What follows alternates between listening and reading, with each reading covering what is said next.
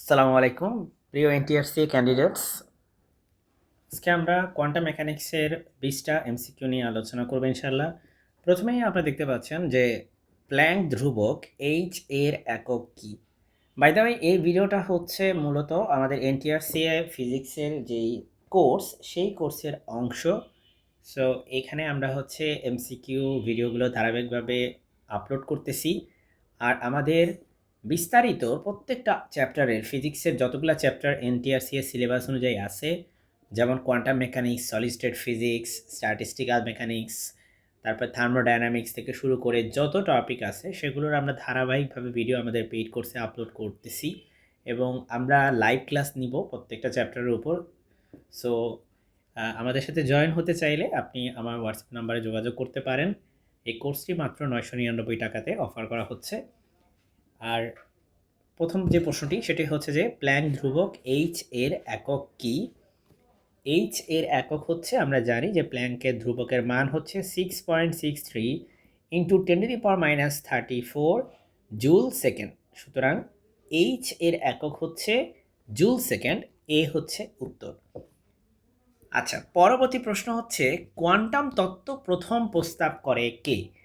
Quantum তত্ত্ব প্রথম প্রস্তাব করে হচ্ছে ম্যাক্স প্ল্যাঙ্ক। আসলে কোয়ান্টাম তত্ত্ব যে লাইট হচ্ছে আসলে কোয়ান্টা বা ফোটন দিয়ে তৈরি, এটা আসলে প্ল্যাঙ্কের থিওরি। 1900 সালে উনি এই থিওরিটা দিয়েছেন, এটা আমাদের সবারই কম বেশি জানা। এরপরে হচ্ছে ফোটনের শক্তির সমীকরণ কি? খুবই বেসিক একটা কোয়েশ্চেন, বাট এই কোয়েশ্চেনগুলো আলোচনা করা যেহেতু দরকার সেজন্য আমি রাখছি এগুলো এমসিকিউর মধ্যে। সো ফোটনের শক্তি হচ্ছে এইচ এফ, বা অনেক সময় আমরা এইচ নিউ দিয়েও লিখি, যেখানে নিউ হচ্ছে কম্পাঙ্ক, এইচ হচ্ছে প্ল্যাঙ্কের ধ্রুবক। এর পরবর্তী প্রশ্ন হচ্ছে ডি ব্রগলি তরঙ্গদৈর্ঘ্যের সূত্র কি? উত্তর হচ্ছে ল্যামডা। ডি ব্রগলি তরঙ্গদৈর্ঘ্য lambda equal to h by p, যেখানে ডি ব্রগলি তরঙ্গদৈর্ঘ্য হচ্ছে আসলে ম্যাটার ওয়েভের বা বস্তু তরঙ্গের তরঙ্গদৈর্ঘ্য, আর এইচ হচ্ছে প্ল্যাঙ্কের ধ্রুবক, আর পি হচ্ছে বস্তুটির মোমেন্টাম বা বাংলায় বললে ভরবেগ। আচ্ছা, এরপরে হচ্ছে পরবর্তী প্রশ্ন হচ্ছে হাইজেনবার্গের অনিশ্চয়তা নীতি। আর হাইজেনবার্গের অনিশ্চয়তা নীতি অনুযায়ী, আচ্ছা একটু কালারটা চেঞ্জ করে নিচ্ছি। হাইজেনবার্গের অনিশ্চয়তা নীতি অনুযায়ী আমাদের কোনটা সঠিক? ওয়েল, আমরা সবাই জানি যে হাইজেনবার্গের অনিশ্চয়তা নীতি হচ্ছে মূলত যে এক্স এর মেজারমেন্টে অনিশ্চয়তা ইন্টু মোমেন্টাম মেজারমেন্টে অনিশ্চয়তা, দুইটার গুণফল is greater than or equal to h cut by two. আর এইচ কাট হচ্ছে রিডিউসড প্ল্যাঙ্ক কনস্ট্যান্ট, যেটাকে এইচ বাই 2 পাই বলা যায়। সুতরাং এটা নিকটতম অ্যান্সার হচ্ছে বি। সো এটা হচ্ছে বি হবে এটার অ্যান্সার। ওকে, সো এরপরে হচ্ছে সোডিঙ্গার সমীকরণ মূলত কি বর্ণনা করে? সোডিঙ্গারের যে সমীকরণ সেটা মূলত হচ্ছে কণার বেগ বর্ণনা করে না, শক্তি সংরক্ষণ বা ভরবেগের পরিবর্তন বলে না, এটা হচ্ছে তরঙ্গ ফাংশনের পরিবর্তন নিয়ে আলোচনা করে। সোডিঙ্গারের যে সমীকরণ সেটা হচ্ছে তরঙ্গ ফাংশনের পরিবর্তন। আমি সোডিঙ্গার সমীকরণটা একটু লিখে দিচ্ছি। এটা হচ্ছে সোডিঙ্গারের সমীকরণের রূপ। সো এই রূপে সোডিঙ্গার সমীকরণ, এটা হচ্ছে তরঙ্গ ফাংশন আসলে কিভাবে চেঞ্জ হচ্ছে সেটা আসলে প্রকাশ করে থাকে। আচ্ছা, নেক্সট হচ্ছে তরঙ্গ ফাংশন সাই স্কোয়ার। এটা আসলে একটু যদি অ্যাকুরেটলি লিখতে চাই তাহলে এটার এইভাবে লেখা উচিত, কারণ এটা হচ্ছে সাই স্টারের সাথে সাই মাল্টিপ্লাই করলে আমরা পাবো হচ্ছে এই জিনিসটা। দেখেন, সাইয়ের কিন্তু কোনো ফিজিক্যাল অ্যাকচুয়ালি মিনিং নাই আমরা জানি, কিন্তু সাই স্টার ইন্টু সাই মানে হচ্ছে সাই স্কোয়ারের একটা ফিজিক্যাল মিনিং আছে, সেটা আসলে সম্ভাবনা ঘনত্ব বোঝায় বা সম্ভাব্যতা ঘনত্ব বা প্রবাবিলিটি ডেন্সিটি বোঝায় এটা।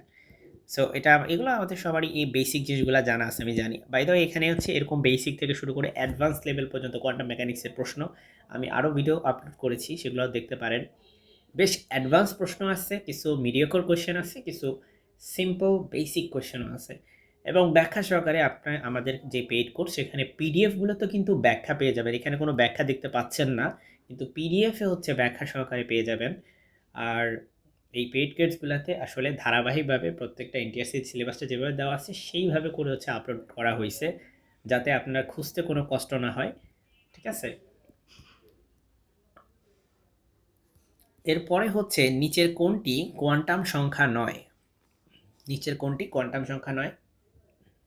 দেখেন, আমরা জানি কোয়ান্টাম সংখ্যা হচ্ছে n, l, m, s। এগুলো হচ্ছে কোনো ইলেকট্রনের বা কোনো পরমাণুর যে কোনো ইলেকট্রনের কথা যদি বলে, সেই ইলেকট্রনের 4টা কোয়ান্টাম সংখ্যা থাকে। তো শক্তি কিন্তু কোয়ান্টাম সংখ্যা না, সুতরাং উত্তর হচ্ছে এখানে ডি হবে।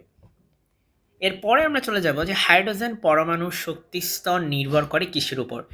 আমরা জানি যে পরমাণু শক্তি স্তরের যে ফর্মুলা হাইড্রোজেনের ক্ষেত্রে সেটা হচ্ছে এইটা, তাই না? এটা আমরা জানি যে -13.6 divided by n square electronvolt, যেখানে n হচ্ছে আসলে শক্তি স্তরের সংখ্যা প্রকাশ করে। n এর মান হচ্ছে শক্তি সংখ্যা না, শক্তি স্তর সংখ্যা, সরি স্তর মিস করে গেছি। n এর মান হচ্ছে 1 2 3 এগুলো হতে পারে। ওকে, সো এখানে উত্তর হচ্ছে খুবই অবভিয়াস, এ হচ্ছে উত্তর হবে। এর পরের প্রশ্ন হচ্ছে ইলেকট্রনের স্পিন কোয়ান্টাম সংখ্যা কত? আমরা কোয়ান্টাম মেকানিক্স যে কোর্স আছে সেখানে আমার আলাদা একটা চ্যানেল এনিউ ফিজিক্স ক্লাস, এই চ্যানেলে আমি কোয়ান্টাম মেকানিক্স কোর্সে অ্যাকচুয়ালি স্পিন কোয়ান্টাম সংখ্যা নিয়ে খুবই ডিটেলসে আলোচনা করেছি, ঠিক আছে? সো যাই হোক, ওখানে আমরা জানি যে আসলে স্পিন কোয়ান্টাম সংখ্যা থেকে আমরা এটা পাই যে স্পিন হচ্ছে আসলে প্লাস মাইনাস হাফ। ইলেকট্রন হচ্ছে এক ধরনের ফার্মিয়ন, সো ফার্মিয়নের হচ্ছে প্লাস মাইনাস হাফ। এরপর হচ্ছে পলির বর্জন নীতি অনুযায়ী, পলির বর্জন নীতি অনুযায়ী দুইটি ইলেকট্রন একই কোয়ান্টাম অবস্থায় থাকতে পারে না। না না, পলির বর্জন নীতি অনুসারে থাকতে পারে না। দুটি ইলেকট্রন একই কোয়ান্টাম অবস্থায় থাকতে পারে না, হ্যাঁ এটাই কারেক্ট। সো বি হচ্ছে এটার উত্তর হবে। আচ্ছা, এরপরে আমরা যাচ্ছি যে বোর তত্ত্ব অনুযায়ী কৌণিক ভরবেগের মান। বোর তত্ত্ব অনুযায়ী কৌণিক ভরবেগ এল হচ্ছে mvr ইকুয়াল টু হচ্ছে nh/2π। সুতরাং এখানে যেহেতু mvr নাই, আছে nh/2π, কোনটা বি নাম্বারটার সাথে মিলে যায়। আচ্ছা, এর পরের প্রশ্ন, হাইড্রোজেন পরমাণুর ভূমি অবস্থার শক্তি কত?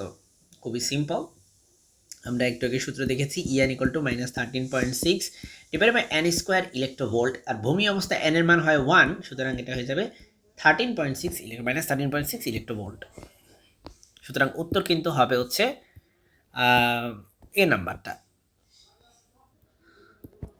এর পরের প্রশ্ন হচ্ছে ফটো ইলেকট্রিক প্রভাব ব্যাখ্যা করেন কে? ফটো তড়িৎক্রিয়া বা ফটো ইলেকট্রিক এফেক্ট ব্যাখ্যা করেছেন বিজ্ঞানী আইনস্টাইন। আমরা জানি যে আইনস্টাইনের ফটো ইলেকট্রিক এফেক্টের যে এক্সপ্লেনেশন, সেখানে উনি ফটো ইলেকট্রিক এফেক্টের জন্য দায়ী যেই লাইট বা ফোটন, এগুলাকে কোয়ান্টাম থিওরিতে ব্যাখ্যা করেছে। তার মানে উনি বলতে চাচ্ছে যে লাইট যদি ওয়েভ হিসেবে আচরণ করে, সেক্ষেত্রে ফটো ইলেকট্রিক এফেক্ট কিন্তু ব্যাখ্যা করা সম্ভব না। কিন্তু লাইট যদি পার্টিকেল হিসেবে লাইটকে আমরা ট্রিট করি, আমরা যদি ফোটন হিসেবে ট্রিট করি, যেই ফোটন শব্দটা এটা হচ্ছে ম্যাক্স প্ল্যাঙ্কের যেই কোয়ান্টাম থিওরি সেখান থেকে আসছে, তাহলে কিন্তু ঠিকই এটাকে ফটো ইলেকট্রিক এফেক্টকে এক্সপ্লেন করা সহজ। এর পরবর্তী প্রশ্নটা হচ্ছে ইলেকট্রন মাইক্রোস্কোপ কোন নীতির উপর কাজ করে?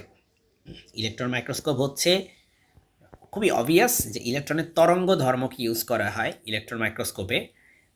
উপরের এবং নিচের এগুলো কোনোটাই সঠিক না। নেক্সট হচ্ছে পার্টিকেল ইন এ বক্স মডেলে শক্তিস্তর কেমন হয়? আমরা জানি যে কোয়ান্টাম মেকানিক্সের ক্ষেত্রে যদি আমি একটা বক্স বানাই, ধরেন একটা 1 ডাইমেনশনাল বক্স নিলাম, এই বক্সের ভিতরে আমার একটা পার্টিকেল আছে, হ্যাঁ এখানে একটা পার্টিকেল আছে যে হচ্ছে ডানে বা বামে মুভ করতে পারে, 1 ডাইমেনশনাল একটা পার্টিকেল। ওকে, সো এটার বাহিরে পোটেনশিয়াল হচ্ছে ইনফাইনাইট, সো এটা সে চাইলেও সেই বক্সের বাইরে যেতে পারে না, এবং এই পার্টিকেলটা বক্সের ভিতর ট্র্যাপড অবস্থায় আছে। এই ক্ষেত্রে তার শক্তি স্তরগুলো কেমন হয়? এটা কি ধারাবাহিক হতে পারে, কন্টিনিউয়াস হতে পারে? আমরা জানি যে কোয়ান্টাম মেকানিক্সের শক্তি কিন্তু কন্টিনিউয়াস বা ধারাবাহিক এইরকম কোনো কনসেপ্ট নেই। এখানে শক্তি হবে ডিসক্রিট বা আমরা বাংলায় বলতে পারি বিচ্ছিন্ন শক্তি, ঠিক আছে? এই শক্তির মানও বের করেছি, বাই দ্য ওয়ে। আমি এই শক্তি যে প্রমাণ, এই পুরো প্রমাণটা কিন্তু আমার ওই যে বললাম চ্যানেলটার নাম হচ্ছে NU physics class, NU physics ক্লাসে এই শক্তি স্তরের পুরো প্রমাণটা দেওয়া আছে। আর এমনিতেও আমাদের পেইড কোর্সে এগুলা নিয়ে আমরা ডিটেলসে আলোচনা করবো ইনশাল্লাহ। সো উত্তর হবে এখানে হচ্ছে কোয়ান্টাইজড কোয়ান্টাইজড বা হচ্ছে বিচ্ছিন্ন যেটাকে বলে কোয়ান্টাইজড। কোয়ান্টা মানে হচ্ছে কন্টিনিউয়াস না এমন, বিচ্ছিন্ন। ওকে, পরবর্তী প্রশ্ন, কোয়ান্টাম টানেলিং কোন তত্ত্বে দেখা যায়? Isn't that so obvious? Quantum মেকানিক্সের ক্ষেত্রে দেখা যায় যে পার্টিকেলগুলো হচ্ছে তাদেরকে ট্র্যাপ করে রাখার ফলেও তারা কিন্তু there is a teeny tiny possibility যে এরা কিন্তু বাইরে চলে আসতে পারে, ঠিক আছে, এই পোটেনশিয়াল বিভবটাকে পার করে। এর পরবর্তী প্রশ্ন হচ্ছে কম্পটন প্রভাব কি প্রমাণ করে? আচ্ছা, কম্পটন প্রভাব হচ্ছে ফটোইলেকট্রিক এফেক্টে, যেমন আমরা ফটোইলেকট্রিক এফেক্টে আমরা কি করছি আর কম্পটন এফেক্টে কি করব, একই জিনিস করব। সেটা হচ্ছে ফটোইলেকট্রিক এফেক্টে আমরা লাইটকে পার্টিকেল বিবেচনা করেছিলাম, কম্পটন এফেক্টেও লাইটকে পার্টিকেল বিবেচনা করতে হবে। যদি লাইটকে পার্টিকেল বা কণা বিবেচনা করেন তাহলে কিন্তু আসলে এই দুইটা ফেনোমেননকে এক্সপ্লেন করা যায়। কম্পটন এফেক্ট আমরা মোটামুটি সবাই কম বেশি জানি যে একটা লাইট, লেটসে আমি একটা ইলেকট্রন আঁকি, এখানে একটা ইলেকট্রন চুপচাপ বসেছিল, আর একটা লাইট সে হচ্ছে এইভাবে করে আসতেছে, প্রচণ্ড ক্ষিপ্র গতিতে আসতেছে, অনেক এনার্জি নিয়ে আসতেছে। সে এসে ইন্টারাকশন করলো আমাদের ইলেকট্রনের সাথে, করে সে এই দিকে ধরেন চলে গেল। তার ওয়েভলেন্থ দেখেন এখানে ছিল কম, এখানে কিন্তু ওয়েভলেন্থ বেড়ে গেছে ল্যামডা প্রাইম, সুতরাং ল্যামডা প্রাইমটা কিন্তু ল্যামডা থেকে বড়। আর আমাদের যে ইলেকট্রনটা, এই বেচারা সে হচ্ছে এই বরাবর চলে গেছে, ইলেকট্রনটা সে ধাক্কা খেয়ে সে এই বরাবর চলে গেছে। সো এই যে ফেনোমেননটা, এই ফেনোমেননের ফর্মুলাটা হচ্ছে, আমি একটু অন্য কালিতে লিখি, ল্যামডা প্রাইম মাইনাস ল্যামডা, তার মানে ল্যামডার যে পার্থক্য সেটা হবে h by m into c. এখানে এম হচ্ছে ইলেকট্রনের ভর ইন্টু 1 মাইনাস কজ। আচ্ছা, একটা থিটাকে আমরা ডিফাইন করে নিই। ধরেন এটা দেখেন ইনিশিয়াল লাইন অফ অ্যাকশন বরাবর আমি যদি একটা লাইন টানি এখানে, এবং এই লাইন থেকে কত কোণে বেঁকে গেছে আমার ফোটনটা, এই ফোটনটা হচ্ছে ইনসিডেন্ট ফোটন, এটা হচ্ছে আমার আউটগোয়িং ফোটন বা কি বলতে পারেন, স্ক্যাটার্ড ফোটন। সো সে কত কোণে বেঁকে গেছে সেটা যদি থিটা হয় তাহলে এখানে থিটা বসাতে হবে। এই কোণটা যদি ফাই হয়, এই কোণটা কিন্তু নেওয়া যাবে না, নিতে হবে এই থিটা কোণটা। এই প্রমাণটা আমরা এনইউ ফিজিক্স ক্লাস সেই চ্যানেলে এই প্রমাণটা আমরা আলোচনা করেছি ডিটেলসে, যারা দেখতে চান দেখে নিতে পারেন। তবে এই প্রমাণটা যথেষ্ট বড়, আপনারা জানেন বড়, কিন্তু মানে ইম্পসিবল সলভ করা যায় এমন তো না। এটা হচ্ছে এনার্জি কনজারভেশন আর হচ্ছে মোমেন্টাম কনজারভেশন দিয়ে এটা সলভ করতে হয়। এরপর হচ্ছে ওয়েভ ফাংশন সাই বা তরঙ্গ অপেক্ষক সাই কী ধরনের রাশি?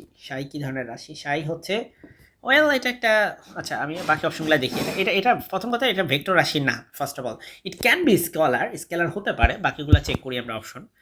টেনসর আর ম্যাট্রিক্স, এটার উত্তর তার মানে বোঝা যাচ্ছে যে এটা উত্তরে আসলে স্কেলার হবে। হ্যাঁ, সো উত্তর হচ্ছে বি হবে।